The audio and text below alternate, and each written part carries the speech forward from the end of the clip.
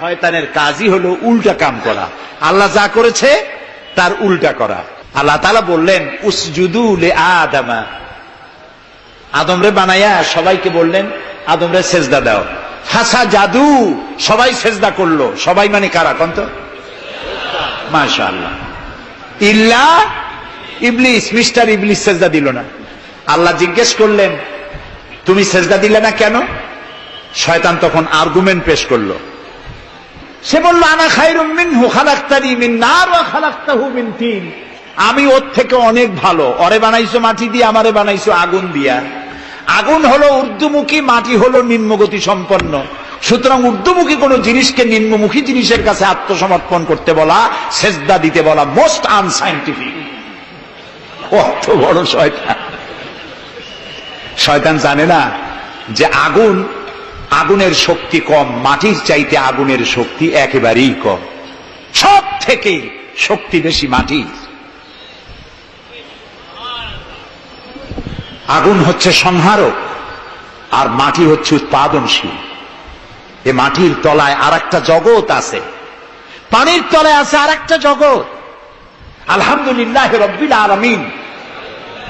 এই যে রব্বিল আলামিন বলা হয়, আলম হচ্ছে এক বচন, আলামিন হচ্ছে বহু বচন। আল্লাহ শুধু ইহকাল আর পরকাল, ইহজগৎ আর পরজগতের মালিক নন, বহুমাত্রিক জগতের মালিক তিনি। সেই জগৎগুলি আমরা চিনি না, অবশ্য সময় হলে আর একদিন এ ব্যাপারে বলবো ইনশাআল্লাহ।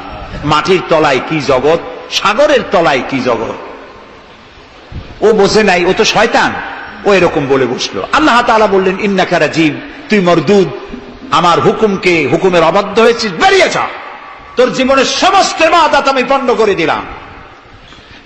শয়তান বলল আল্লাহ তাআলা আমার ইবাদত গুলি আদমের কারণেই পণ্ড হলো, তাই এতদিন কষ্ট করে ইবাদত করলাম, এর বিনিময় কিছু দেবে না? আল্লাহ কয় চাইস কি? কয় আমার 3 দফা দাবি। কি কি? 1 নম্বর, যে আদমের কারণে আমার সব শেষ হইল, শয়তান হয়ে গেলাম, এই আদম বাঁচবে কয়দিন? আল্লাহ তাআলা বললেন এরা তো কিয়ামত পর্যন্ত এর সন্তানেরা থাকবে। শয়তান বলল এই আদম সন্তানকে প্রতারণা করার জন্য আমাকেও কিয়ামত পর্যন্ত হায়াত দিতে হবে। আল্লাহ তাআলা বললেন মঞ্জুর। শয়তান বলল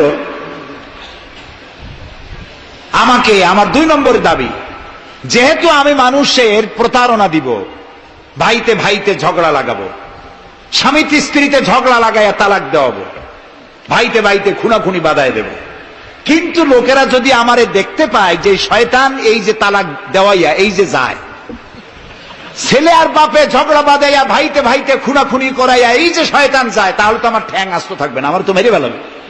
সুতরাং আমাকে আন্ডারগ্রাউন্ড ওয়ার্ক করতে দিতে হবে, আমি শয়তানি করব, কেউ কিন্তু আমার কেউ দেখবে না। আল্লাহ কয় মঞ্জুর। শয়তান কয় লাস্টলি এন্ড ফাইনালি 3 নম্বরের দাবি, আমি করব সারা জীবন তোমার বিরোধিতা।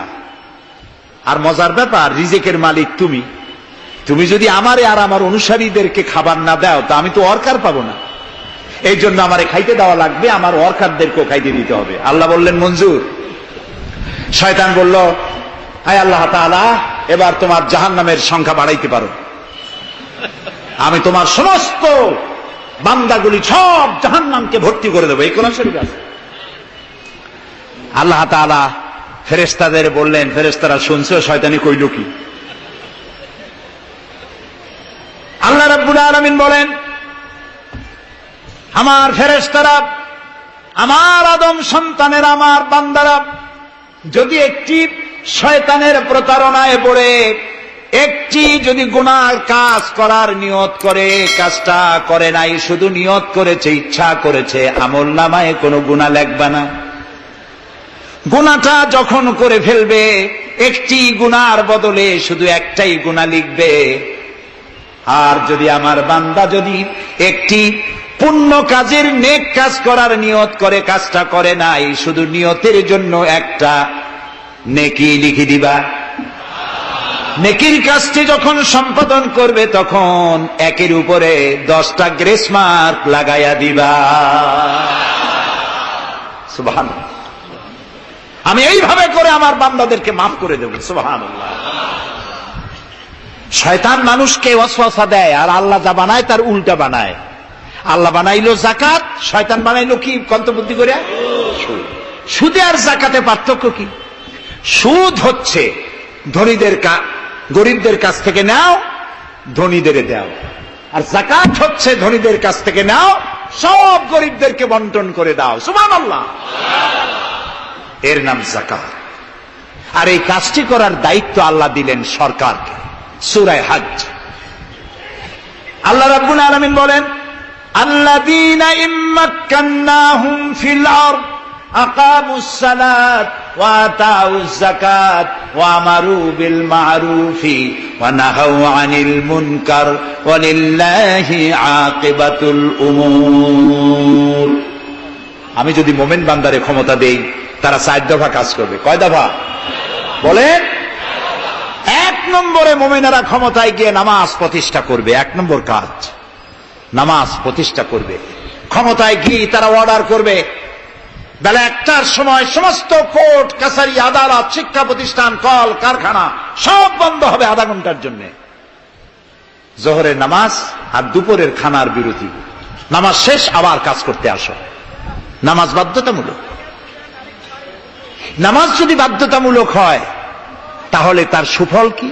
তার সুফল হলো, এসপি যদি বাধ্যতামূলক ভাবে নামাজ হয়, আর এসপি যদি মসজিদের ইমামতি করে দারোগাদের নিয়ে, অফিসারদের নিয়ে, দারোগা যদি, ওসি যদি থানায় পুলিশদের নিয়ে তার ইমামতিতে নামাজ হয়, এমপি যদি তার এলাকার অফিসার দিয়ে নিয়ে ইমামতি করে নামাজে, মন্ত্রী যদি তার এলাকার লোক নিয়ে অফিসারদের নিয়ে সচিবালয় ইমামতি করে, এই মন্ত্রী, এই এমপি, এই ওসি, এই এসপি এদেরকে পিটাইয়া ঘুষ খাওয়ান যাবে? যাবে না।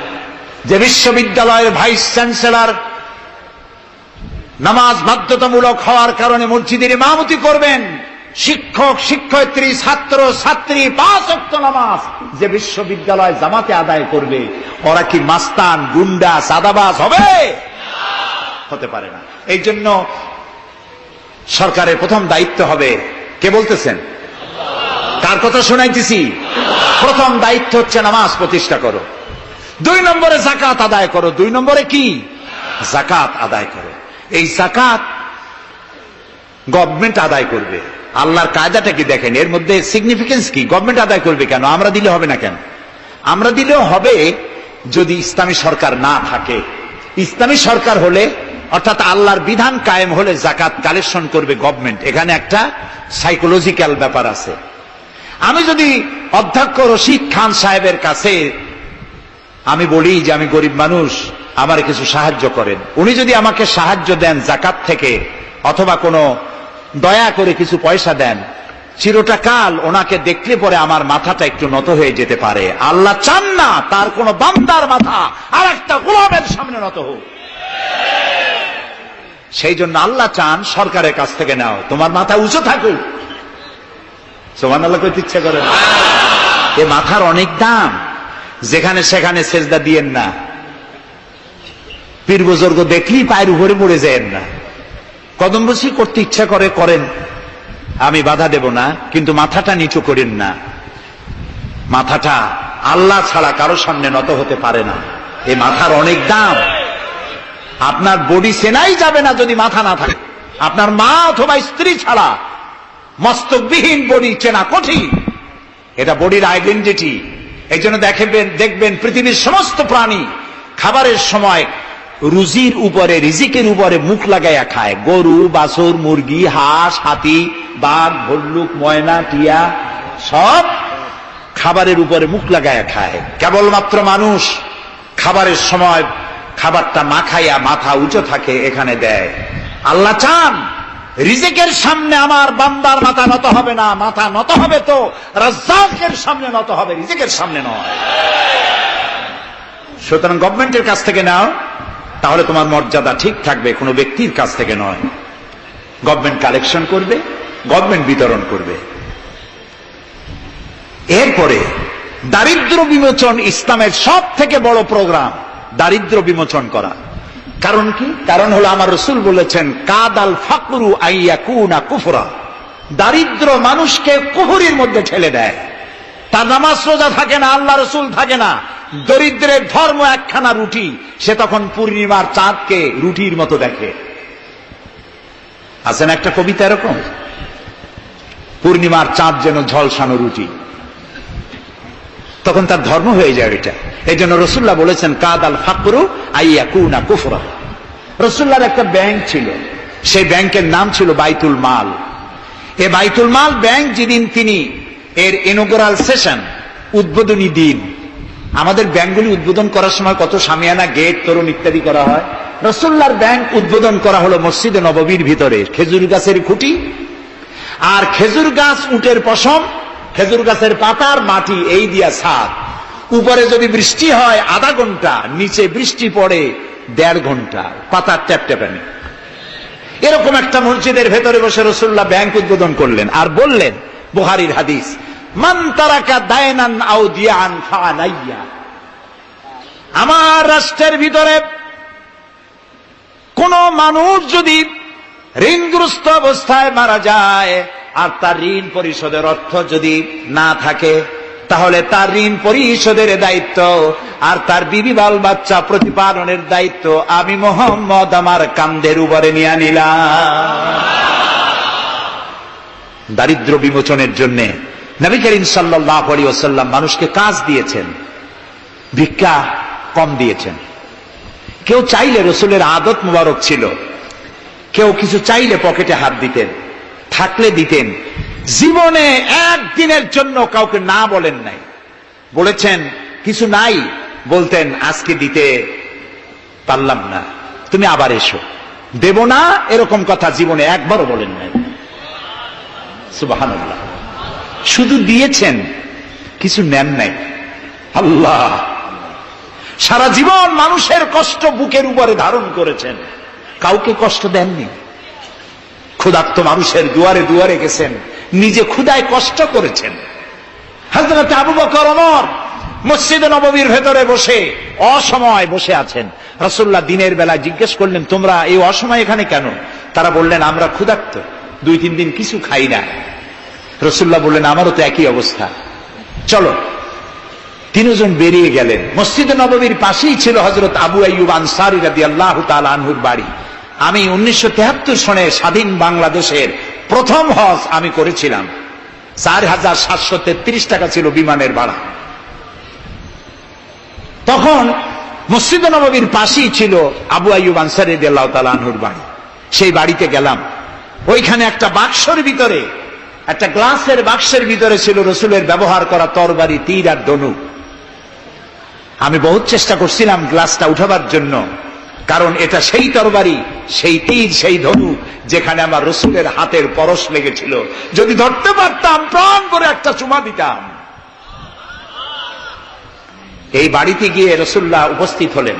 আবু আইয়ুব আনসারী, 3 জন মেহমান, এর থেকে শ্রেষ্ঠ মেহমান আছে? স্ত্রীকে বললেন, তাড়াতাড়ি একটা ছাগল জবাহ করো, রুটি বানাও। তিনি চলে গেলেন বাগানে, বাগান থেকে কিছু খোরমা আনলেন। হাদিস শোনাচ্ছি, গল্প নয়। কিছু খোরমা এনে রসুলের সামনে রাখলেন। রাসূলুল্লাহ বললেন, এর মধ্যে কাঁচা পাকা, আধা পাকা 3 পদের খাজুর, আমি কোনটা খাবো? হযরত আবু আইয়ুব বলেন, 3 প্রকারের খেজুরে আপনি হাত দিবেন, কারণ আপনার হাত যে প্রকারের খেজুরের গায়ে লাগবে আমার বাগানে আল্লাহ রাব্বুল আলামিন সেই খেজুরে বরকত দিয়া দিবেন। কিছুক্ষণ পরে রান্না হয়ে গেল। রসুলের সামনে গোশত আসলো, রুটি আসলো। আল্লাহর নবী খাবারের শুরুতে 2-1টা রুটি আর 2-3টা গোশত টুকরা রুটি দিয়া পেঁচায়া হযরতে আবু আইয়ুব আনসারীর হাতে দিয়া দিলেন। বললেন, আবু আইয়ুব, এই রুটি আর গোশত টুকরা নিয়ে যাও, আমার কলিজার টুকরা মা ফাতেমা গত 3 দিন হলো কিছু খায় নাই। দুনিয়ার মানুষের খাবার পৌঁছায়ছেন, নিজে না খেয়ে থেকেছেন। হযরত আয়েশা বলেছেন, 1 দিন 2 দিন না, মাসের পর মাস রাসূলুল্লাহর স্ত্রীদের ঘরে চুলায় আগুন জ্বলে নাই। হযরত ওমর রাদিয়াল্লাহু তাআলা আনহু রাসূলুল্লাহর ঘরে প্রবেশ করেছেন। এখনো ঘরটা আছে মসজিদে নববীর কোনায়, ছোট্ট ঘরটা। বিশ্বনবীর ঘর। তিনি ঘরের মধ্যে প্রবেশ করে দেখেন রাসূলুল্লাহ শুয়ে আছেন। তারপরে হযরত আবু বকর সালাম করলেন, রাসূলুল্লাহ উঠে বসলেন। হযরতে ওমর রাদিয়াল্লাহু তাআলা আনহু বাচ্চা শিশুর মতো ডুকরে কেঁদে উঠলেন। নবীজি জিজ্ঞেস করলেন, ওমর কাঁদো কেন? হযরত ওমর বলছেন, ইয়া রাসূলুল্লাহ, আমি বিশ্বনবীর ঘর দেখতেছি, ছোট্ট একটি ঘর, এক কোণায় পানি শূন্য সরাহি কাত হয়ে পড়ে আছে, এক পাশে একটা গ্লাস, আর আপনি যে বিছানায় শোয়া, চাদর নাই, বালিশ নাই, দড়ি দিয়া বুনানো খাটিয়ার উপরে শুয়েছিলেন, হাতের তলায়, মাথার তলায় হাত দিয়ে আপনার জান্নাতি শরীর মোবারকের পিঠের উপরে দড়ির দাগ আমি সহ্য করতে পারছি না ইয়া রাসূলুল্লাহ। কাফেরেরা পৃথিবীতে এত শান্তি করলো, আর আল্লাহ রাসূলের গায়ে দড়ির দাগ, আপনি আমাকে অনুমতি দেন, আমি একটা তোশক আপনাকে বানায় এনে দেই। রাসূলুল্লাহ বললেন, ওমর, আমি যদি হুকুম করি, এই যে ওহদ পাহাড়টা আমার জন্য সোনায় পরিণত হয়ে যাবে। আমি পৃথিবীতে শান্তি করতে আসি নাই, এসেছি মানবতার মুক্তির জন্য, কল্যাণের জন্য। নবী করিম সাল্লাল্লাহু আলাইহি ওয়াসাল্লাম এই যাকাতের বিধান কায়েম করলেন। মানুষের দুয়ারে দুয়ারে খাবার পৌঁছে গেল, বৃদ্ধরা ভাতা পেল, বয়স্করা ভাতা পেল, বেকারেরা তাদের কাজের সংস্থান পেয়ে গেল। অবস্থা এমন হলো, হযরত ওমর ইবনে আব্দুল আজিজ রাহমাতুল্লাহ আলাইহির সময় যাকাত কে নেবে, যাকাত কে নেবে চিল্লানো হতো, ঢোল বাজানো হতো। একজন লোক পাওয়া যেত না যে যাকাত আমার দরকার। ইতিহাস লিখছে, ওই সময় একজন লোক তার সাদকার টাকা নিয়ে ঘুরতেছে যে যাকাত কাকে দিবে। 3 দিন হলো যাকাত নেওয়ার মতো একটা লোক পেল না। অবশেষে ক্লান্ত হয়ে মরুদ্যানের মধ্যে বসে আছে। কিছু সময় পর দেখলো যে একটা লোক, ধুলায় ধূসরিত চেহারা, তিনি এসেছেন, হাতে একটা বড় টোপলা। এই লোকটি বলল, পথিক, আসসালামু আলাইকুম, আমি 3 দিন ঘুরলাম এই দেশে, একটা মানুষ পেল না যাকে আমি সদকার টাকা, যাকাতের টাকা দিতে পারি। আপনাকে মনে হচ্ছে গরিব মানুষ, জামা কাপড় ময়লা, আপনি আমার এই টাকাগুলি নিয়ে আমাকে উদ্ধার করুন। লোকটি বলছে, তোমার মাথা ঠিক আছে কিনা আমি জানি না, তুমি কি মনে করছো যে আমার এই বস্তার মধ্যে ছেঁড়া খাতা? তোমার ওই টোপলায় যত টাকা, ওর থেকে অনেক বেশি টাকা আমার এই বস্তার ভিতরে। আমি 1 সপ্তাহ ঘুরতেছি, একটা গরিব মানুষ পাই নাই এই দেশে। এটি হলো যাকাতের কল্যাণময়তা, যাকাত ভিত্তিক অর্থ ব্যবস্থার কল্যাণময়তা। যারাই যাকাত দেয় না, অর্থকে সঞ্চিত করে, সোনা এবং রূপাকে সঞ্চয় করে, তাদের সম্পর্কে আল্লাহ কি বলছেন? والذين يكنزون الذهب والفضة ولا ينفقونها في سبيل الله فبشرهم بعذاب أليم।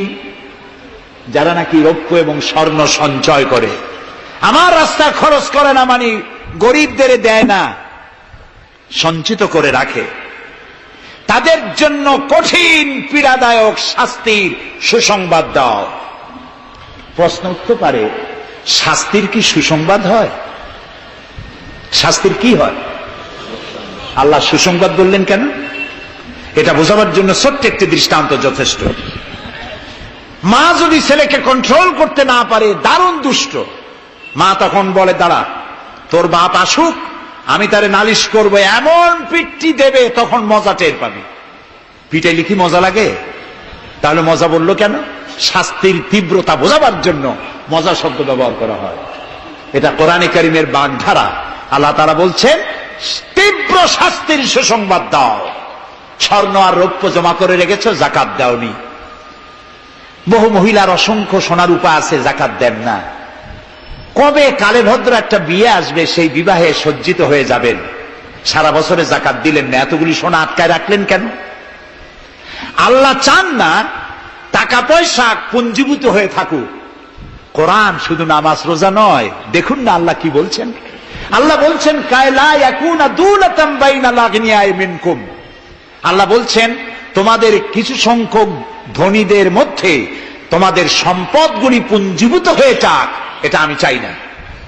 এটা যাকাত, ফিতরা, সাদকা এককালীন দানের মাধ্যমে গোটা জাতির মধ্যে পৌঁছে যাক, তাহলে মানুষের উপকার হবে।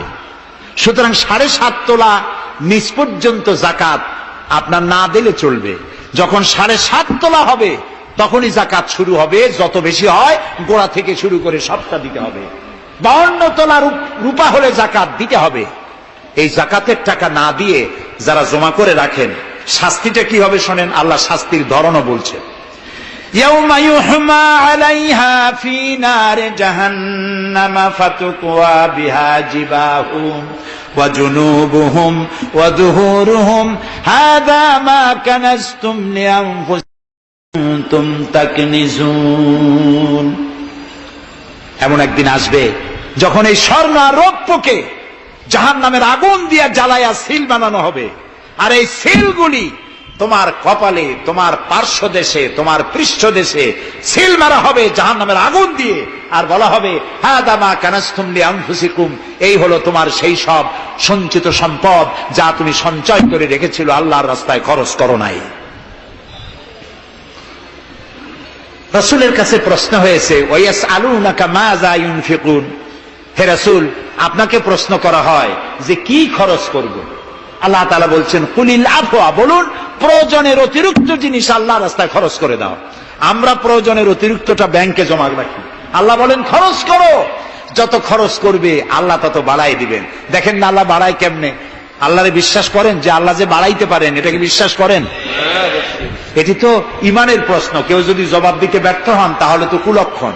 আল্লাহ কি সম্পদ কমানো আর বাড়ানোর মালিক কে?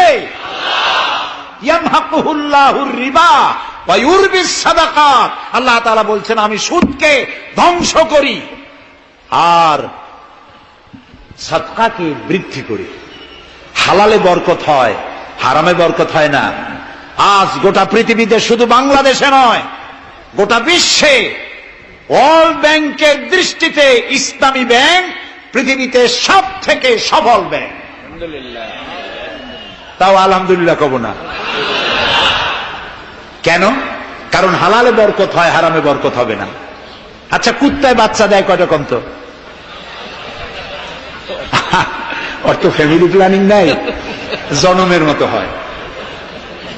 এই কুত্তাগুলি যদি সব বাঁচত তাহলে বরিশাল দিয়ে হাঁটতে পারতেন? কুত্তার জ্বালায় হাঁটতেই পারতেন না। গরুতে, গাভীতে বাছুর দেয় কয়টা বছরে? একটা, মাত্র একটি। আর মুসলমানেরা গরু যা জন্মের খাওয়া খায়, তারপরেও কুত্তা বেশি না গরু বেশি? এই কারণে যেহেতু গরু হালাল তাই গরুতে বরকত, কুত্তা হারাম তাই বরকত নাই। ইসলামী ব্যাংক শুধু ব্যাংকিং সেক্টরে কাজ করে না, জাতির কল্যাণমূলক বহু সংখ্যক কাজ তারা করে থাকে। ইসলামী ব্যাংক হাসপাতাল, ইসলামী ব্যাংক ব্যাংকের জন্য কলেজ, ইসলামী ব্যাংক দিয়ে যখন ডিজাস্টার হয়, দুর্ভিক্ষ হয়, যখন বন্যা হয়, জলোচ্ছ্বাস হয়, লক্ষ কোটি কোটি টাকা তারা দুহাতে বিতরণ করে। হ্যাঁ, অনেক প্রকল্প আছে। মেধাবী ছাত্র, গরিব ছাত্রদেরকে স্টাইপেন্ড দেয়, বিধবা নারীদেরকে কি বলে ওকে সেলাই করে, সেলাই মেশিন দেয়। যাকাত আর একটু বলি, আপনারা বিরক্ত হন না তো? যাকাত আমরা কি করি? বছরে একদিন শাড়ি আর লুঙ্গি কিনে প্রদর্শন করি, এক্সিবিশন। অমুক সাহেব যাকাত দেবেন, আপনারা আসবেন। দলে দলে ফকিররা আসলো, একটা লুঙ্গি আর শাড়ি নিতে গিয়ে পদপিষ্ট হয়ে 5টা 10টা মারা গেল। হয় নাই বাংলাদেশে? এই প্রদর্শনী এক্সিবিশনের কোনো মানে নাই। যাকাত নিতে তোমার বাড়ি কেন লোক আসবে? তুমি যাকাতের টাকা তার হকদারের কাছে পৌঁছাইয়া দিবা। কারণ গরিব তোমার করুণার পাত্র নয়। অফি আমওয়ালিহিম হাক্কুল লিসাইলি ওয়াল মাহরুম।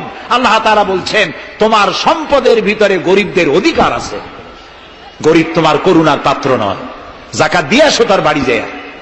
তবে শাড়ি আর লুঙ্গি দেওয়া কোনো অর্থবহ কাজ নয়। কি দিবেন?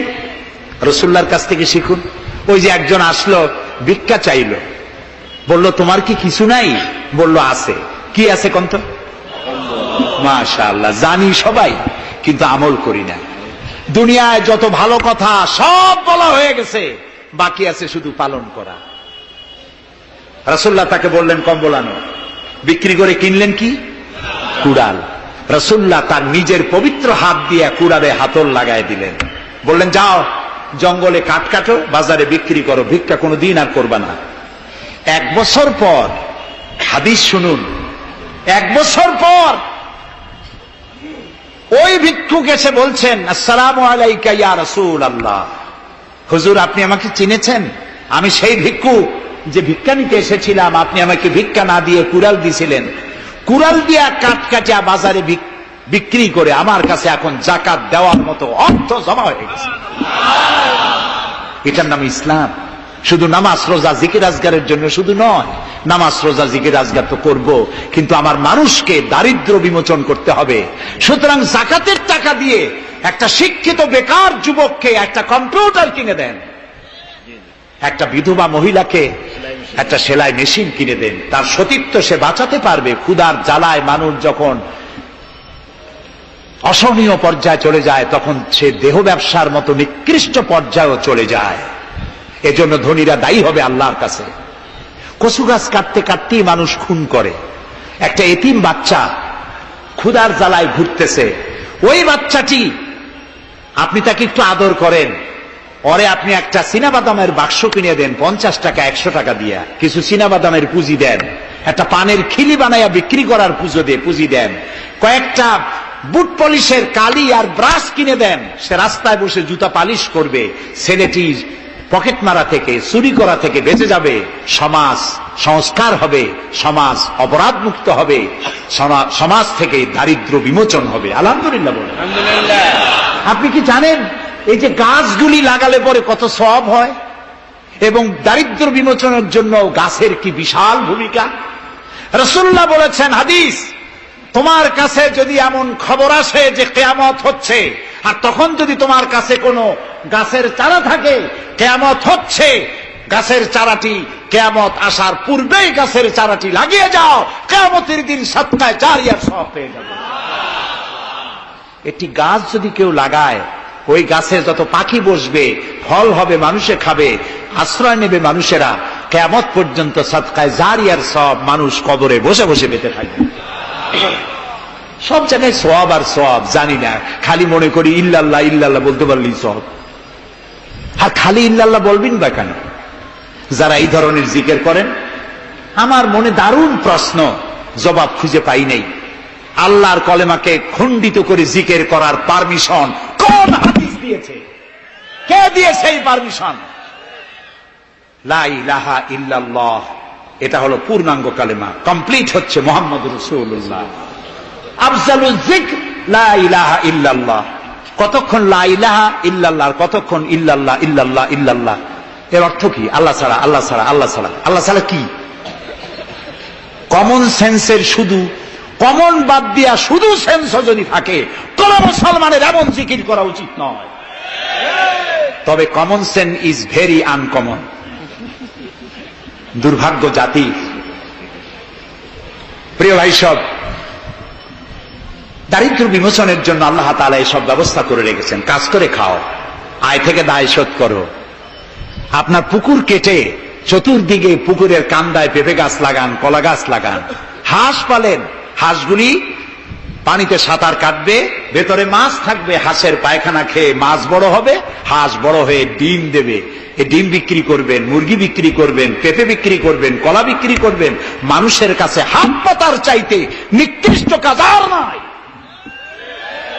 রাসূলুল্লাহ বলেছেন, আল্লাহর কাছে এই রকমের হাতের চাইতে এই রকমের হাতের মর্যাদা বেশি। এইটার নাম কি? চাওয়া। বলেন এইটার নাম কি?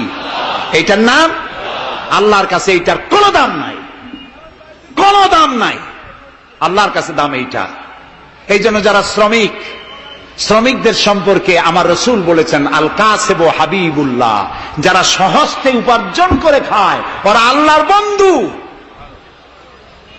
আপনারা শ্রমিক না, সেই জন্য সুবহানাল্লাহ কইতে পারলেন না। আলহামদুলিল্লাহ বলে। রাসূলুল্লাহর হাদিস শোনাচ্ছি, আমি গাজী কালু চম্পাবতীর পুঁথি শোনাচ্ছি না। আল কাসেব হাবিবুল্লাহ, যে ব্যক্তি স্বহস্তে উপার্জন করে খায় সে আল্লাহর বন্ধু। এখন যদি কোন রিকশাওয়ালা, কুলি মজুর, ঠেলাওয়ালা যদি মনে করে আল্লাহর বন্ধু যখন হইছি নামাজ রোজা দিয়ে আর করবো কি, এটি কিন্তু ঠিক নয়। আল্লাহর বন্ধু হওয়ার জন্য নামাজ রোজা অত্যন্ত জরুরি। আর আপনি যে কষ্ট করে খাচ্ছেন, আপনার পয়সা হালাল। যে ব্যক্তি রিকশা চালায়, 2.5 মনে বস্তা মাথায় করে স্টিমারে উঠায়, ওর চাইতে হালাল পয়সা কারো নাই। মাথার ঘাম পায়ে ফেলে উপার্জন করছে। আপনি জানেন না যে দালানে যারা আছে খুব শান্তিতে নাই। বাইরের থেকে দেখে ভেতরের অবস্থাটা বোঝা যায় না। গুলশান, বনানী, আভিজাত্যপূর্ণ এলাকার বিশাল বিশাল বাড়ি দেখে আপনার চোখ ধাঁধা লেগে যেতে পারে, খুব শান্তির নিলয়। না, শান্তি নাই। বাড়ির মালিক, বহু টাকার মালিক, রাত্রির বেলায় ঘুম হয় না। কোন ফাঁক দিয়া জানলার পাশ দিয়ে গুলিয়ে এসে বুক ঝাঁঝরা করে দেয়, ঘুম নাই। জনমের মতো অসুখ হইছে, প্রত্যেক দিন সোনার চাউল দিয়ে ভাত খাইতে পারে, কিন্তু ডাক্তার তার রুজি কন্ট্রোল করে দিয়েছে। পাঙ্গাসের পেটি, খাসির চর্বি খাইতে পারবেন না, ভাত কম খাবেন। সকালবেলায় ডিমের পুষ, দুপুর বেলায় 1 স্লাইস টুস, সন্ধ্যাবেলায় ফলের জুস, খাওয়া শেষ। বউ তো কথা শোনে না, হাজারো কাজ করে ঘরমুক্ত হয়ে স্বামী ফিরেছে। বিবি সাহেবা, বেগম সাহেবা পেখম ধরে হাতে ভ্যানিটি ব্যাগ নিয়ে স্বামীর সামনে থেকে হন হন করে যাচ্ছে। স্বামী বেচারা কষ্ট করে জিজ্ঞেস করছে, তুমি কই যাও? বলছে, আই এম ভেরি বিজি। ছেলে হয়েছে কয়টা? সব গুন্ডা, মাস্তান। মাথায় এত বড় চুল, হাতে এত বড় নখ। মেয়েগুলি বয়ফ্রেন্ড নিয়ে কোথায় চলে গেছে। বেটা বাড়ির কাজের লোক, কাজের মেয়েদের হাতের দেওয়া খানা খাইল, আদর পাইল না, যত্ন পাইল না, সম্মান পাইল না। খাইয়ে টেয়া নিজে নিজে শুয়ে আছে, এতগুলা ঘুমের ট্যাবলেট খাইছে, ঘুমও আসে না। কিন্তু তুমি মেয়ে রিকশাওয়ালা, ঠেলাওয়ালা, কুলি মজুর, সারাদিন কাজ করে পোলাও চাউল কিনতে পারো নাই, মোটা চাউল কিনেছ, খেসারির ডাল কিনেছ। একটু কিনে বাড়িতে বউ রান্না করেছে। আমি চোখে দেখা কথা বলি, আল্লাহ তাআলা এই বয়সে কম দেখান নাই। কমলাপুর রেল স্টেশনের বস্তি দেখেছি, অনেক বস্তি এলাকায় গিয়েছি। স্বামী বসে খাচ্ছে, ঘরমাক্ত রিক্সা চালায় আসছে, 2.5 মনে বস্তা টানে আনছে। স্ত্রী খাবার তুলে দিচ্ছে, আরেকটু খাও, খুব কষ্ট করেছো, আরেকটু খাও।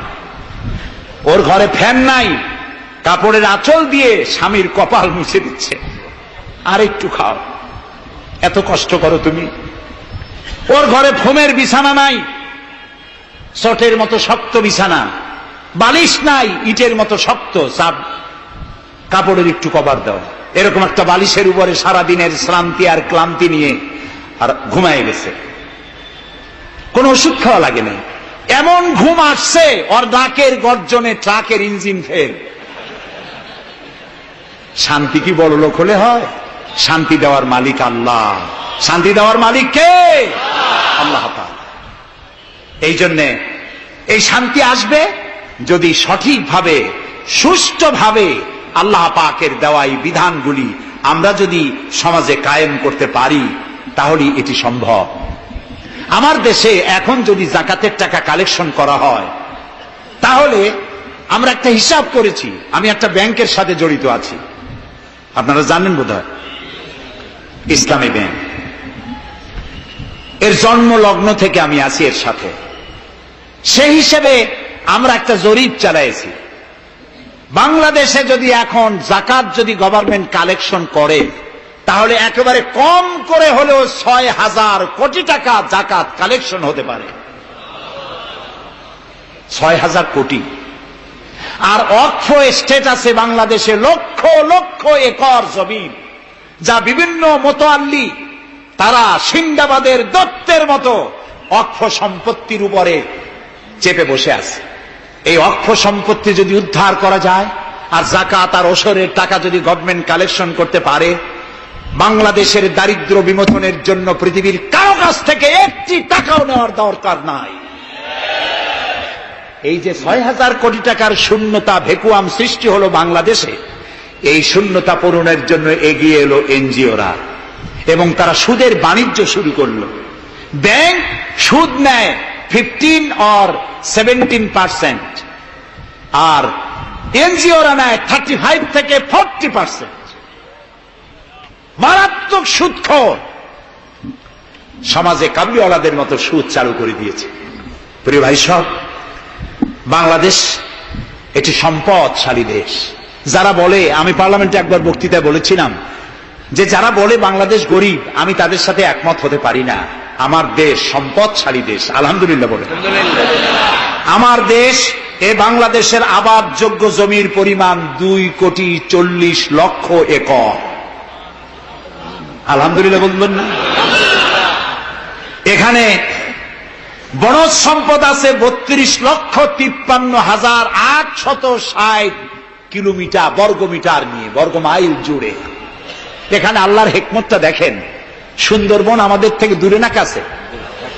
বরিশাল, বরগুনা, বাগেরহাট, সাতক্ষীরা, এই এলাকায় সুন্দরবন কে বানাইছে? কোন গভর্নমেন্ট বানিয়েছে? কেন আজ অন্য জায়গায় বানানো হলো না কেন? উত্তরবঙ্গে বানাইলো না কেন? কারণ আমাদের বঙ্গোপসাগর হলো সাইক্লোন জোন। এখান থেকেই ঘূর্ণিঝড়ের উৎপত্তি হয়, সাইক্লোন জোন। 240, 80, 300 অথবা সহস্র মাইল স্পিডে বা 500 মাইল স্পিডে ঝোড়ো হওয়া প্রবাহিত হওয়ার জন্য ঘূর্ণিঝড় প্রস্তুতি দেয়। আবহাওয়া বার্তা দিয়ে তা শোনানো হয়। উপকূলীয় এলাকায় যদি আল্লাহ তাআলা সুন্দরবন তৈরি না করতেন, তাহলে সমুদ্রের ঘূর্ণিঝড়ের প্রথম ধাক্কায় কুয়াকাটা, পটুয়াখালী, বরগুনা, সাতক্ষীরা, পিরোজপুর, বাগেরহাট, বরিশাল প্রথম ধাক্কায় উড়ে চলে যেত। আল্লাহ তাআলা কি দয়া, সুন্দরবন বানাই দিয়ে প্রোটেক্টেড করেছেন। তাও আমরা সুবহানাল্লাহ বলবো না? এই সুন্দরবন রক্ষার জন্য গভর্নমেন্ট পাহারাদার লাগিয়েছে, কিন্তু পাহারাদারেরা নিজেরাই রক্ষকরা হইছে ভক্ষক, জন্মের খাওয়া খাইতেছে। আল্লাহ দেখলেন যে এরা তো এই ধরনের মানুষ খুব বেকায়দা, সেই জন্য আল্লাহ তাআলা নিজেও কিছু পাহারার ব্যবস্থা করলেন। সেই পাহারাদার কে? Royal Bengal tiger. যদি সামনে পড়েন 10 কোটি টাকা ঘুষ দেবেন, এ কথা শুনলেও আপনারে ছাড়বে না। যাতে বংশানুক্রমে পৃথিবীর মানুষ, দেশের মানুষ এগুলি ভোগ দখল করতে পারে, আল্লাহ সেই জন্য পাহারাদার রেখে দিয়েছেন। সুবহানাল্লাহ। আমার দেশে রয়েছে পানি সম্পদ। বাংলাদেশে ছোট বড় 250টি নদ নদী আছে, যেগুলির দৈর্ঘ্য 3,200 বর্গ মাইল। আছে পানি সম্পদ, আছে পশু সম্পদ, আছে মৎস্য সম্পদ, সর্বোপরি আছে এই বাংলাদেশের 14 কোটি মানুষের 28 কোটি হাত। এই হাতগুলি যদি ভিক্ষুকের হাত না হয়ে কর্মীর হাত হয়ে যায়, তাহলে আমাদের দেশ গরিব থাকতে পারে না। আমার দেশের সম্পদের অভাব নাই, যথেষ্ট সম্পদ আছে, শুধুমাত্র ইকুয়াল ডিস্ট্রিবিউশন নাই। সৎ এবং যোগ্য নেতৃত্বের অভাবে এই চরম দুরবস্থার সৃষ্টি হয়েছে। আরো হয়েছে রাজনৈতিক প্রতিহিংসার কারণে। তা না হলে আমরা পৃথিবীর মধ্যে দাঁড়ায় যেতাম। যুদ্ধ বিধ্বস্ত জাপান কোথার থেকে কোথায় গেল? উত্তর কোরিয়া আমেরিকাকে চ্যালেঞ্জ করছে। থাইল্যান্ড, যারা নারী ব্যবসা করে জীবন বাঁচাইতো, সেই থাইল্যান্ড এখন, আমি মেলবোর্ন ইউনিভার্সিটিতে আমার প্রোগ্রাম ছিল, যাওয়ার সময় ব্যাংকক হয়ে গেলাম। একটি হোটেলে আমার থাকার জায়গা ছিল। 30 কিলোমিটার লম্বা ফ্লাইওভার ব্যাংককে। বিল্ডিং গুলি দেখতে হলে এরকম তাকালে মাথা টুপি পড়ে যায়, এত উঁচা উঁচা বিল্ডিং। সিঙ্গাপুর কোত্থেকে কোথায় গেল? আমরা যে তিমিরে ছিলাম সেই তিমিরেই রয়ে গেলাম। আমাদের বুঝতে হবে, আমার ইসলাম দারিদ্র্যের বিকাশের জন্য আসে নাই, দারিদ্র বিমোচনের জন্য এসেছে। সুন্দর একটি সমাজ বিনির্মাণের জন্য ইসলাম এসেছে, এবং তা গণতান্ত্রিক প্রক্রিয়ার মধ্য দিয়ে।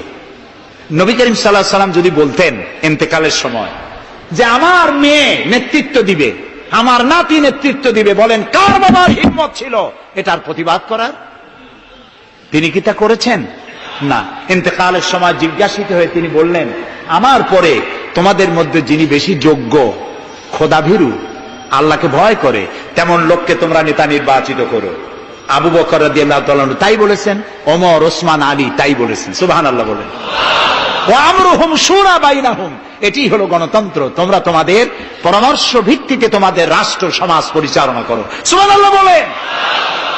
কে বলে কোরআন শুধুমাত্র একটি ধর্মগ্রন্থ, বেদ আর বাইবেলের মতো? নিশ্চয়ই নয়। কোরআন একটি পূর্ণাঙ্গ জীবন বিধান, যা মানুষের জীবনের কথা বলে। এ মাসটার নাম কি? আরবি মাসের নাম কি? মুহররম।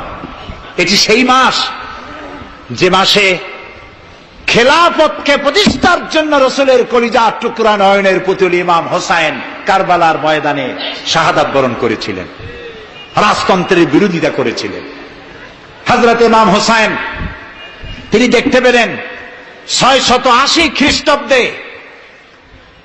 সিরিয়ার দামেস্কে এজিদ ক্ষমতা দখল করলো অগণতান্ত্রিক পদ্ধতিতে, এবং সরকারি মালের কোনো হিসাব নাই, অডিট নাই, স্বৈরাচারী কায়দায় তিনি ক্ষমতা দখল করে মদিনার আহলে বায়াত যারা মদিনার নেতৃবৃন্দকে তার আনুগত্য করার জন্য বাধ্য করল।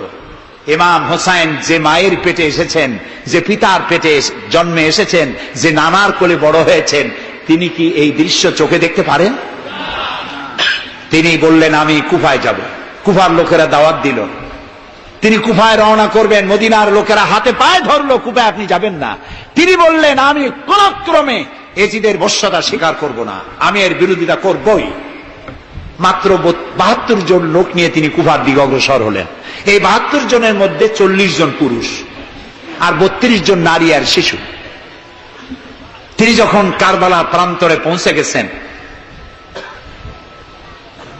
ইবনে জিয়াদ কুফার গভর্নর, তিনি বাধা দিলেন, বললেন, আমার দরবারে হোসাইনকে হাজির করো। ইমাম হোসাইন বললেন, যে ব্যক্তি আল্লাহর আখিরাতকে অস্বীকার করেছে, রাসূলকে অস্বীকার করেছে, আমি তার সামনে জীবন থাকতে যাব না। রাতারাতি ইয়াজিদ 6000 সৈন্য পাঠিয়ে দিল। ইমাম হোসাইনের সাথে লোক কত? মাত্র 72। 6000 লোক কি যুদ্ধ করা লাগে 72-এর সাথে?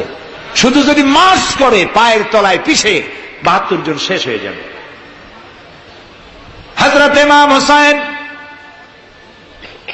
রাতের বেলায় সঙ্গীদের বললেন, ও আমার সাথীরা, ইয়াজিদ আমার শির চায়, আমাকে চায়, আমার সঙ্গে থেকে তোমরা তোমাদের জীবনকে বিপন্ন করো না, তোমরা সবাই ফিরে চলে যাও মদিনায়।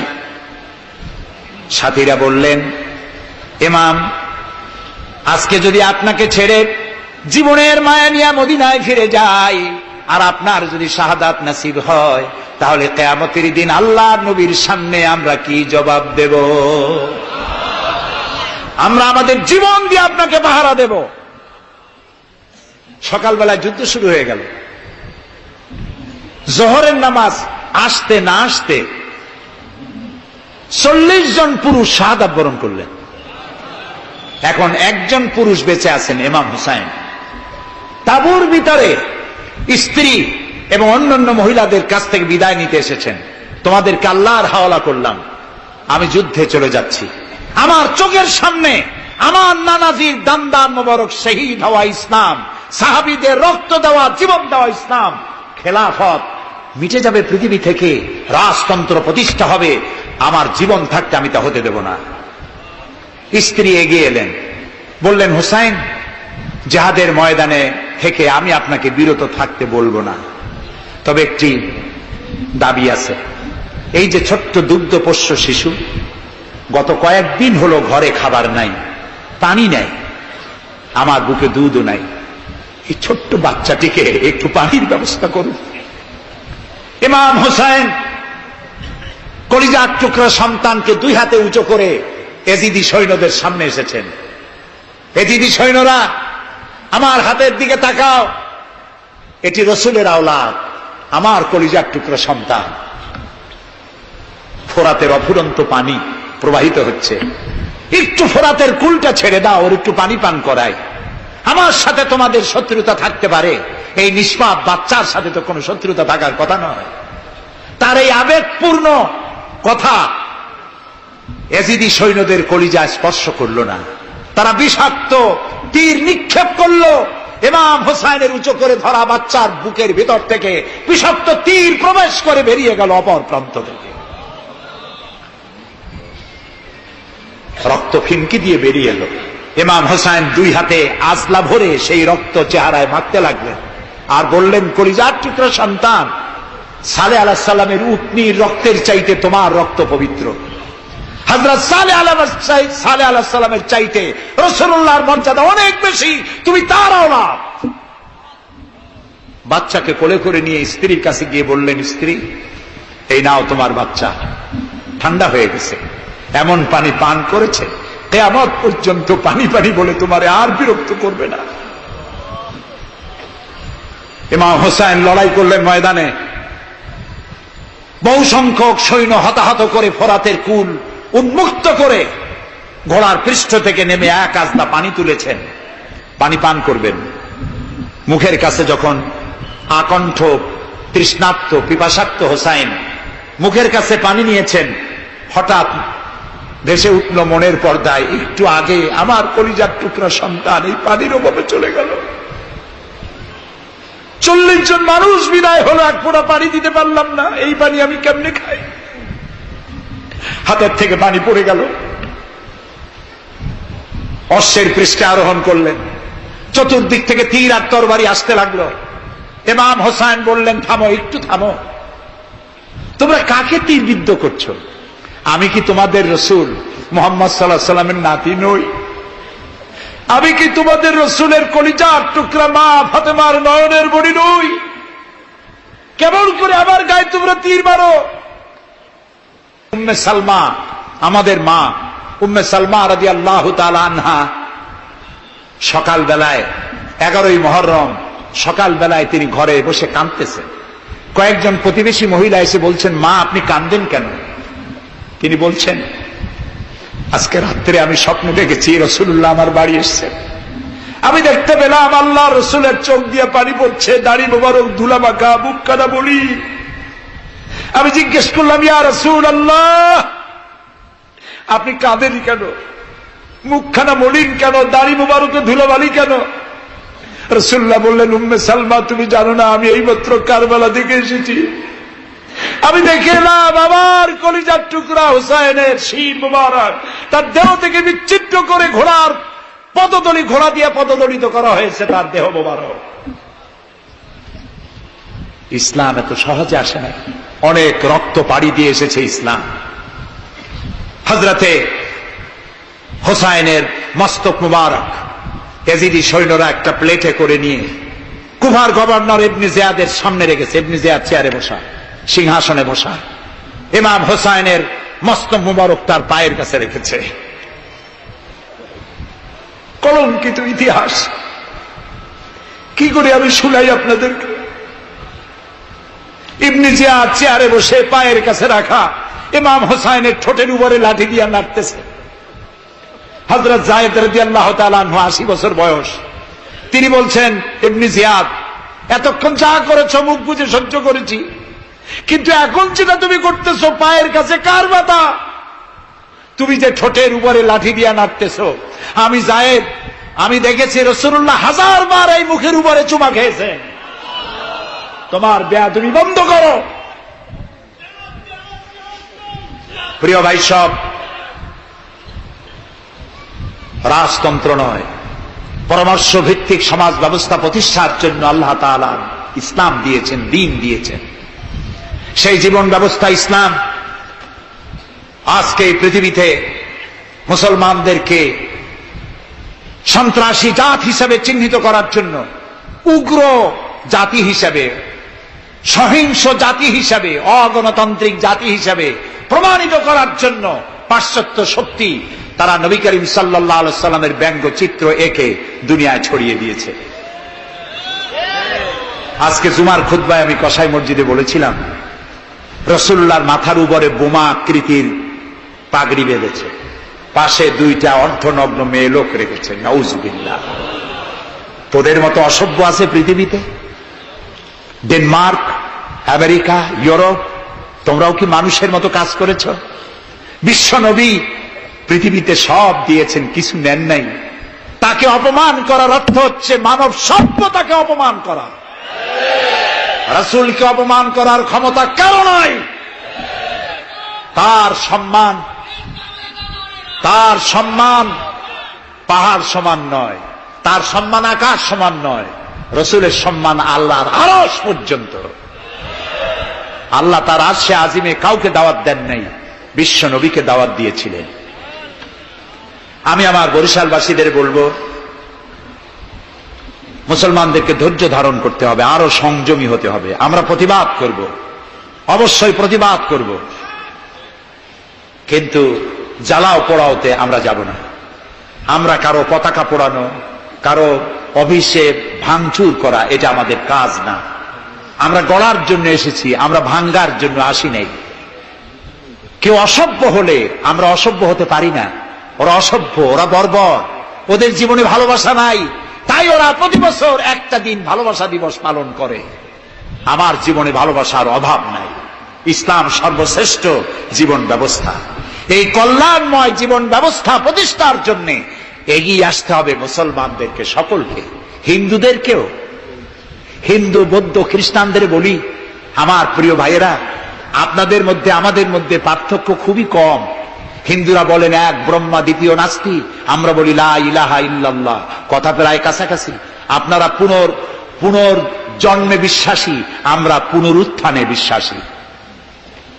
আমরা খুব ভালো আছি, এই দেশটা খুব ভালো দেশ, পূজা আর রোজা একসাথে হয়, আমরা অনেক আরামে আছি। এদেশে সাম্প্রদায়িক সম্প্রীতি নাই বলে যারা বিদেশে বদনাম ছড়ায়, তাদের হেদায়েতের জন্য আমরা আল্লাহর কাছে দোয়া করি, আল্লাহ তাদের হেদায়েত করো। ক্ষমতা হারায় মানুষ এত পাগল হয় যে দেশের বিরুদ্ধে কথা বলে, মায়ের বিরুদ্ধে কথা বলে, রাষ্ট্রের বিরুদ্ধে কথা বলে। আল্লাহ এদের হেদায়েত নসিব করে দিন। প্রিয় ভাই সব, আমার হিন্দু ভাইয়েরা, অমুসলিম ভাইরা যারা আসছেন, আমি তাদেরকে বলবো, এই কোরআন শুধু মুসলমানদের জন্য নয়। আপনার ইসলাম কবুল করা লাগবে না। আমি ইউরোপ, আমেরিকা, অস্ট্রেলিয়া, আফ্রিকায় যখন অমুসলিমদের মধ্যে বক্তৃতা করি, তখন বলি আপনাদের মুসলমান হওয়া লাগবে না। যে ধর্মে আছে সে ধর্মে থেকেই যদি কোরআন বর্ণিত আইন যদি মানেন, আপনি শান্তি পাবেন, দুনিয়ায় শান্তি পাবেন, আখিরাতে পরকালেও শান্তি পাবেন কিনা আল্লাহ ভালো জানেন, তবে দুনিয়ার শান্তি তো পাবেনই। কোরআনের আইন সকলের জন্য প্রযোজ্য। প্রিয় ভাই সব, আমি এখন মুনাজাতের দিকে আগাবো। ইসলামের ব্যাখ্যা দিচ্ছিলাম, ইন্নাদ দীনা ইনদাল্লাহিল ইসলাম।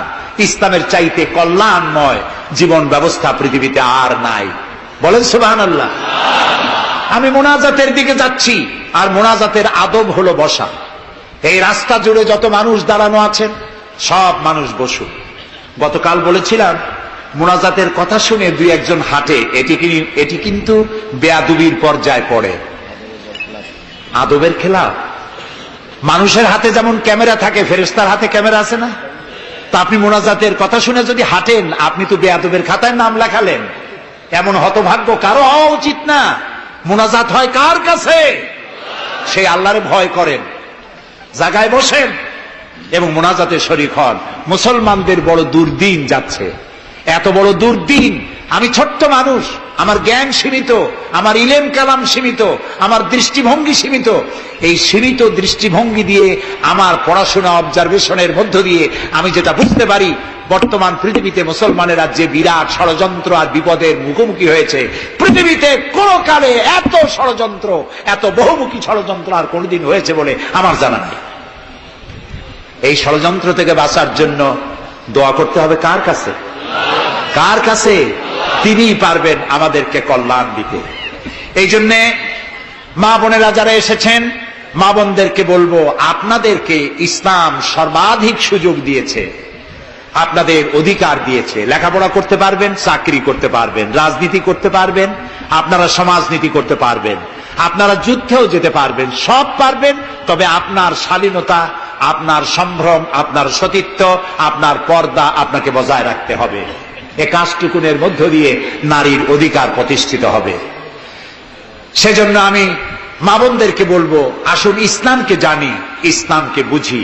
ইসলামের সাথে নিজেদেরকে সম্পৃক্ত করি। এটি শুধুমাত্র নামাজ রোজা হজ জাকাতের ধর্ম নয়, নামাজ রোজা হজ জাকাত সহ অর্থনীতি, সমাজনীতি, রাষ্ট্রনীতি সবকিছুর সমন্বয় একটা জীবনের স্কিম, একটি পরিকল্পনা যা দিয়েছেন আল্লাহ তাআলা। সুবহানাল্লাহ বলুন। আর ওই কথার প্রতিবাদ করি যারা আল্লাহর আইন প্রতিষ্ঠার নামে বোমা হামলা করে, সন্ত্রাসী তৎপরতা চালায়, এরা জিহাদকে অবমাননা করেছে। জিহাদ আর যুদ্ধ এক কথা নয়, জিহাদ আর কিতাল এক কথা নয়, হোলি ওয়ার এবং জিহাদ এক কথা নয়। সুতরাং আল্লাহর আইন প্রতিষ্ঠার নামে যারা সন্ত্রাসী তৎপরতা চালায় তারা একটি জঘন্য কাজ করছে। যারা বোমা মারে আল্লাহর আইন প্রতিষ্ঠার জন্য, তারা মানুষ নয়, তারা মানুষ নামের কলঙ্ক, তারা নরপশু। বলুন তো তারা কি? তারা জানোয়ার। হরকতুল জিহাদ, তারপরে জামাতুল মুজাহিদিন, জুমরাতুল মাসাকিন, আবার আর একটা নতুন সংগঠন বেরোচ্ছে নাকি শুনলাম, তার নাম করেছে তারা আল জঙ্গিতুল জংলা। এরা কোন জঙ্গল থেকে বাইর হবে আল্লাহ জানে। আপনারা যদি এদের ধরতে পারেন, এদেরকে থানায় সোপর্দ করবেন। আপনি যদি জানতে পারেন, আপনার ছেলের রুম আপনার পরিদর্শন করা উচিত। আপনার ছেলের পড়ার রুমের টেবিলের ড্রয়ারে কি আছে, বালিশের তলে কি আছে, বেডের নিচে কি আছে, সেসব বইপত্র আপনার দেখা উচিত। অর্ধ পড়ুয়া, লেখাপড়া জানে না, মা বাপ থেকে বিচ্ছিন্ন করে এইসব ছেলে পেলেদেরকে ওরা ট্রেনিং দেয়। একটা বিচারপতি মারতে পারলেই বেহেশতে যাবা তাড়াতাড়ি, একটা আইনজীবী মারতে পারলে বেহেশতে যাবা, বোমা মারো বেহেশতে যাও। বলেন নাউজুবিল্লাহ। আমাদের দেশে ইসলাম এসেছে বড় বড় আলেম আর বড় বড় আল্লাহর ওলিদের মাধ্যমে ইসলাম এসেছে। তারা কি বোমাবাজি করেছেন? তারা কি সন্ত্রাসী তৎপরতা করেছেন? না। ওই জায়গায় দেখেন হযরত খানজাহান আলী রহমতুল্লাহ আলাইহির কবর আছে না? কোথায়? বাগেরহাটে। খালি কুমির দেখেন না, ইতিহাস দেখেন। তিনি এসে, মানুষের খাবার পানি ছিল না, বড় বড় দিঘি কেটেছেন। এই ছিল তাদের কাজ। দিঘি কেটেছেন, পুকুর করেছেন, রাস্তা করেছেন, মসজিদ করেছেন। হযরত শাহজালাল রহমতুল্লাহ আলাইহি গৌর গোবিন্দের বিরুদ্ধে যুদ্ধ করা লাগে নাই, শুধু আযান দিয়েছেন আর তাদের মূর্তিগুলির কম্পন শুরু হলো। গৌর গোবিন্দ দৌড়াইয়া পলাইয়াও কুল পায় নাই, বিনা যুদ্ধেই দখল হয়ে গেছে সিলেট। সুবহানাল্লাহ। তারা প্রতিবাদ মুখর ছিলেন। হযরতে মুজাদ্দেদ আল ফিসানি রহমতুল্লাহ আলাইহি সম্রাট আকবরের বিরুদ্ধে প্রতিবাদ করেছেন, জেল খেটেছেন, সমাজ সংস্কার করেছেন। এ ছিল অলিউল্লাহদের কাজ। আমাদের দেশে শর্ষিনার পীর, ফুরফুরার পীর, জৌনপুরের পীর, চরমোনাইর মরহুম পীর হযরত মাওলানা ইসহাক সাহেব রহমতুল্লাহ আলাইহি পীরের মতো পীর ছিলেন। আমি ছাত্র জীবনে তার অনেক ওয়াজ শুনেছি। কান্দা মানুষ পাগল হয়ে যেত। গাছের তার তলারটা দুটো খাওয়ার অভ্যাস ছিল না। তিনি মানুষকে ব্যঙ্গ করেন নাই, কারো বিরুদ্ধে উল্টা পাল্টা ফতোয়া দেন নাই। আমার কাছে ইসলাম, কারো কাছে ইসলাম নাই, এই বাজে কথা তিনি জীবনেও বলেন নাই। আমরা তাকে সম্মান করি।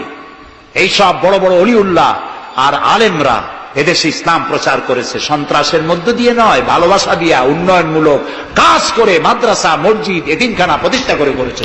সুতরাং এই সন্ত্রাসী তৎপরতা যারা চালায় তারা মানুষ নয়, তারা জানোয়ার, তারা পশু।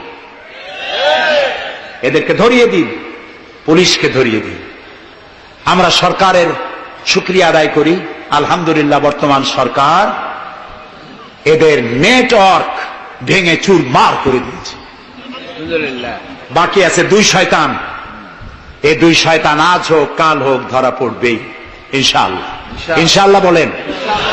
এবং এদের দৃষ্টান্তমূলক প্রচন্ড শাস্তি হবে ইনশাআল্লাহ। যারা আমাদের দেশকে বদনাম করেছে, বাংলাদেশ পৃথিবীর দ্বিতীয় বৃহত্তম মুসলিম দেশ, গণতান্ত্রিক দেশ, এই দেশকে অন্যের পরাধীনতা থেকে আমাদের দেশকে আমাদের বাঁচাতে হবে।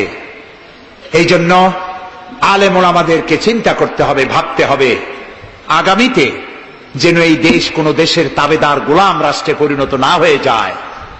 কারা এটা করতে পারে? কারা ক্ষমতায় এলে আলেমদেরকে গ্রেফতার করবে? কারা ক্ষমতা এলে মাদ্রাসা বন্ধ করে দেবে? কারা ক্ষমতা এলে শাইখুল হাদিসকে দড়ি দিয়া বাঁধে বরিশাল জেলখানায় ঢুকাইয়া চোরের সাথে রাখবে? ওদেরকে চিনতে হবে, ওদেরকে চিনতে হবে।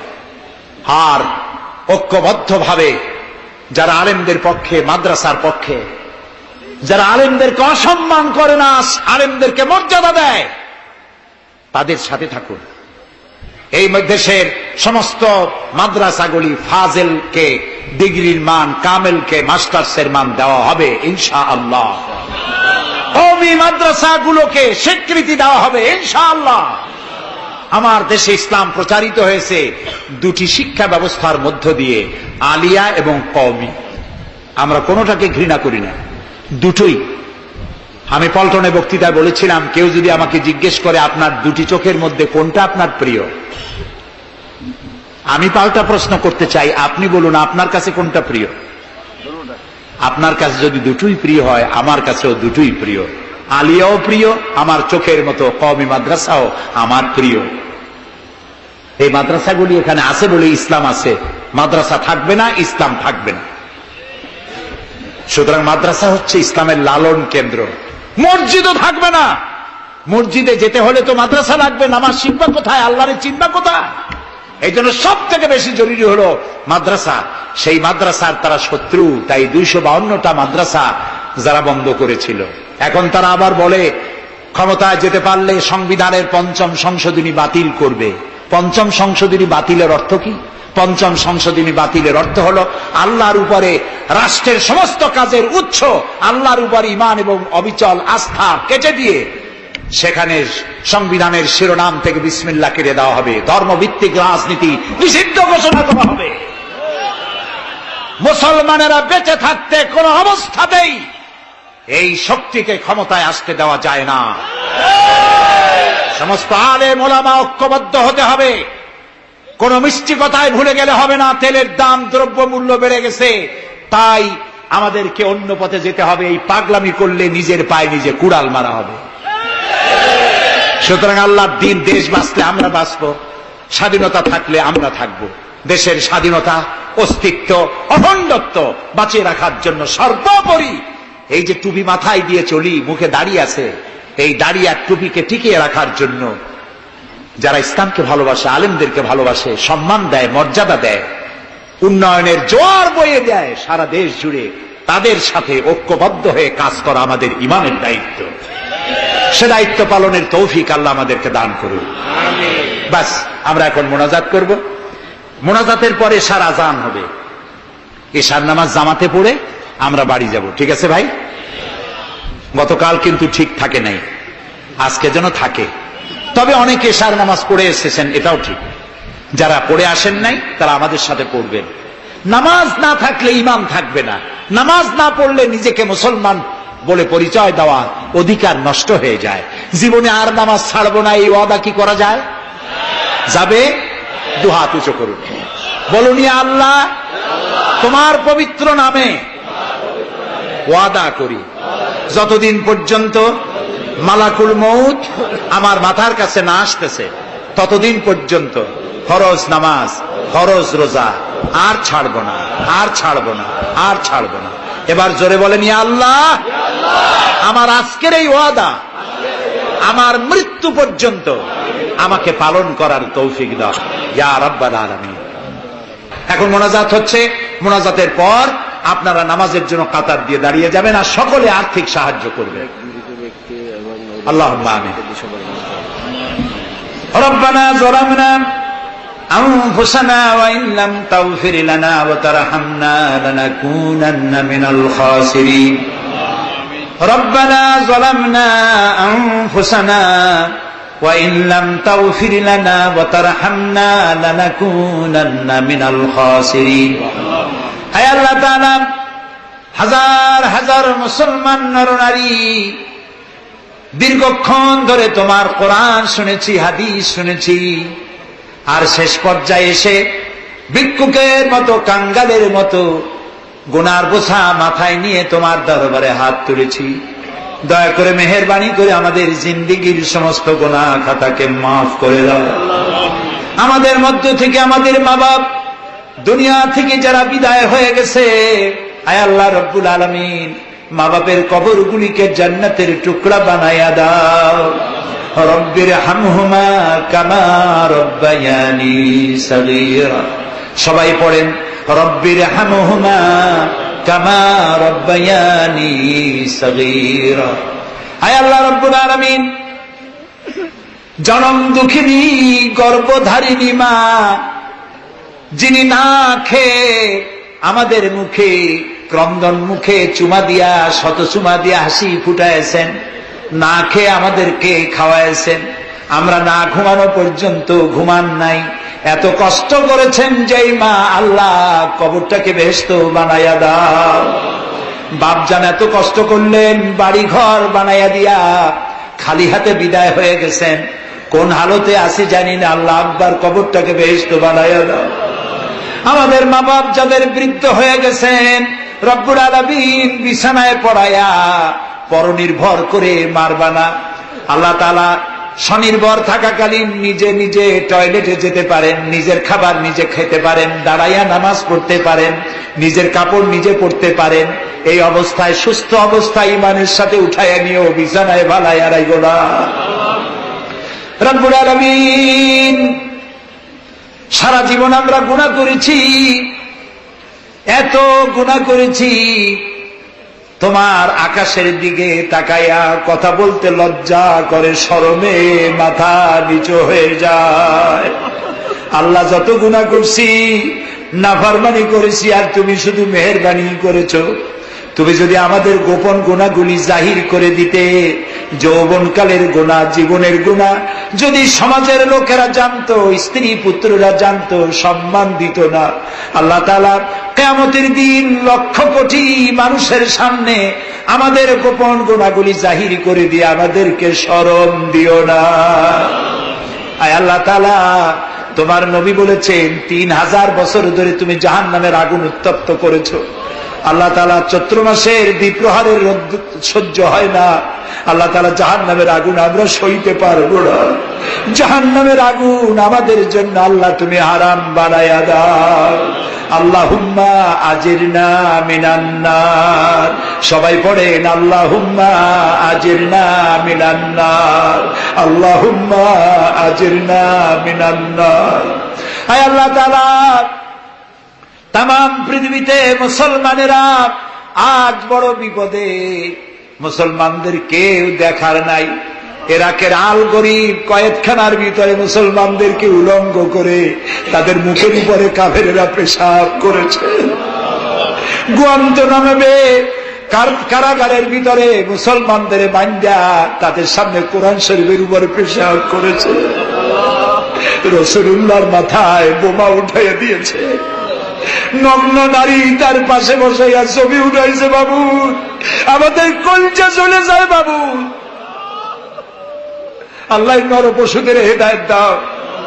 আল্লাহ পরাশক্তির নামধারী তথাকথিত সভ্যতাকে আল্লাহ তুমি হেদায়েত দিয়ে দাও। ওদের নসিবে যদি হেদায়েত না থাকে, তুমি তো আমাদের সেই আল্লাহ যে আল্লাহ নমরুদকে জুতা পেটা করে বিদায় করেছো। তুমি তো সেই আল্লাহ যে ফেরাউনকে চুবাইয়া মারছো। আল্লাহ, এই সভ্যতার দাবিদার গুলি যারা আমার রসুলকে অপমান করতেছে, মুসলমানদেরকে অপমান করছে, কোরআনকে অপমান করছে, ফেরাউনের মতো নবরুদের মতো জুতা মেরে ডুবাইয়া ধ্বংস করে গজব দিয়া বিদায় করে দাও। আল্লাহ, আমাদের এই শান্তিপূর্ণ দেশে যারা বোমা মারে, সন্ত্রাসী হামলা করে, ওদেরকে আমরা চিনি না, তুমি ভালো করে জানো ওরা কারা। আল্লাহ, ওদেরকে হেদায়েত করো, ওদেরকে তুমি ধরাইয়া দাও। ওদেরকে কারা টাকা দেয়, কারা বুদ্ধি দেয়, কারা পরিচালিত করে, তাদের চেহারা জনগণের সামনে উন্মোচিত করে দাও। তাদেরকে জনগণের সামনে ন্যাংটা করে দাও। আল্লাহ তাআলা, আমাদের এই সুন্দর দেশটির উপরে তুমি রহমত করো। আল্লাহ, তোমাকে বলবো না কাকে বলবো। পৃথিবীতে যত মুসলমান দেশ তুমি দিয়েছো, প্রত্যেক মুসলমান দেশের পাশে আরো 2-4টা মুসলমান দেশ আছে। তুমি আমাদের দিকে তাকায় দেখো তো আমাদের অবস্থাটা কি। আমরা কোথায় যাব? আমাদের তো পালাবারও জায়গা নাই। একদিকে সমুদ্র আর 3 দিকে কারা। আল্লাহ, তুমি এই বাংলাদেশটাকে দয়া করে হেফাজত করো। কারো তাবেদার বানাইও না, কোন পদসেবী পদলেহীদের গোলাম বানাইও না। আল্লাহ, দেশের মুসলমানদের মাথায় টুপি রাখা, মুখে দাড়ি রাখার পথে বিঘ্ন ঘটায়ও না। মাদ্রাসাগুলি বন্ধ করে দিয়ে আমাদের দম বন্ধ করে দিও না। আল্লাহ তাআলা এমন শক্তি ক্ষমতা এনো না যারা ইসলামকে অপমান করবে, আলেমদেরকে অমর্যাদা করবে, এমন লোকদেরকে কিয়ামত পর্যন্ত ক্ষমতা দিও না। আল্লাহুম্মা লা তারুদ্দানা খায়বিন, আল্লাহুম্মা লা তারুদ্দানা খায়বিন। আল্লাহ তাআলা একেবারে কিছু না দিয়ে একেবারে খালি হাতে আমাদেরকে ফেরত দিও না বাবা। আমি কয়েক সেকেন্ড আপনাদের জন্য ছেড়ে দিলাম। মাথা নিচু করেন, চক্ষু বন্ধ করেন, কেঁদে কেঁদে মনের কথা আল্লাহরে বলেন, দোয়া কবুল হবে ইনশাআল্লাহ। কোরআনের মাহফিল, দোয়া কবুল হবে ইনশাআল্লাহ।